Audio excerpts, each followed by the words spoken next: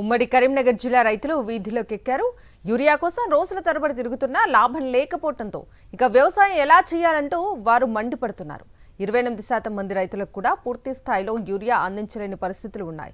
వర్షాలు కురిసి శ్రీరామ్ సాగర్ ప్రాజెక్టు నుంచి సమృద్ధిగా నీరు విడుదలైతే దీనికి మూడింతల సంఖ్యలో రైతులకు యూరియా అవసరం వస్తుంది. ఇప్పుడే యూరియా బస్తాల కోసం రైతులు ఇబ్బందులు పడుతున్నారు.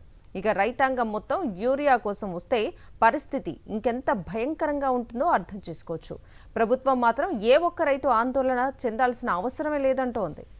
10 రోజులుగా కరీంనగర్ జిల్లాలో రైతులు యూరియా బస్తాల కోసం పడిగాపులు పడుతున్నారు. అన్ని పనులు మానుకుని బారులు తీరి ఎదురు తెన్నులు చూడాల్సి వస్తోంది. గంటల తరబడి మండుటెండల్లో ఎదురు చూసినా యూరియా అందుతుందన్న గ్యారెంటీ లేదు.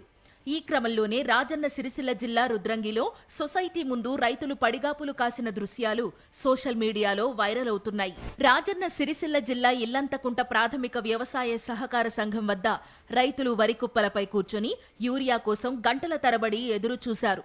వందలాది మంది రైతులు యూరియా కోసం వస్తే కేవలం 40 మందికి మాత్రమే యూరియా ఇచ్చి మిగతా వారంతా తరువాతి రోజు రావాలంటూ అధికారులు పంపించేయడంతో రైతులు ఉసూరుమన్నారు.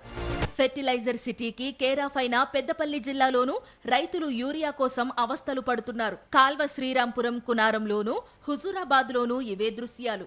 500 మంది రైతులు వస్తే 230 బస్తాల యూరియా మాత్రమే అక్కడ ఉందని రైతులు ఆరోపిస్తున్నారు. 230 బస్తాలు వచ్చినాయి.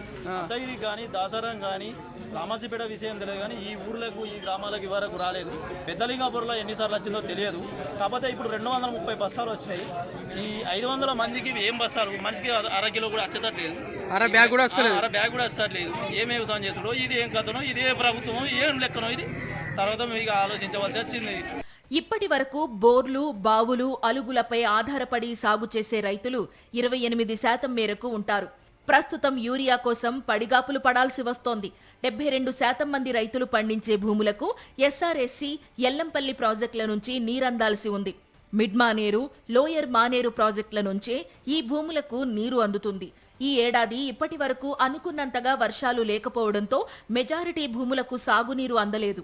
అది కాని అంది పొలాలు తడిపితే ఆ రైతులు కూడా యూరియా కోసం క్యూలు కడతారు.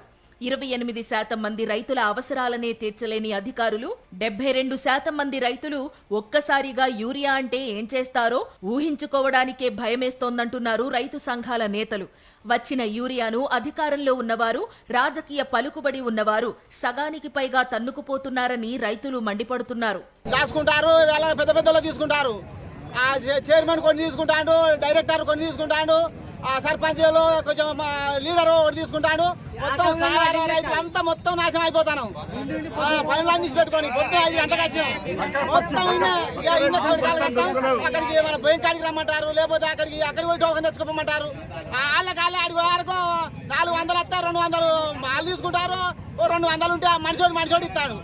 పని అంతా పోతాను. పొద్దున వచ్చిన 5 గంటలకు వచ్చినాం. మాకు మంచి లేవు, ఉప్పు లేవు, నూనె లేదు, ఏది అంత అంగడి ఆగవాగం. మేము 10 మందికి వస్తలేవు. మొన్న 100 మందిలో 50 మందికి ఇచ్చారు, 50 మంది మారిపోయారు. యూరియా సంక్షోభం నెలకొన్న నేపథ్యంలో మంత్రి అడ్లూరి లక్ష్మణ్ కుమార్ అధికారులతో సమీక్షా సమావేశం నిర్వహించారు.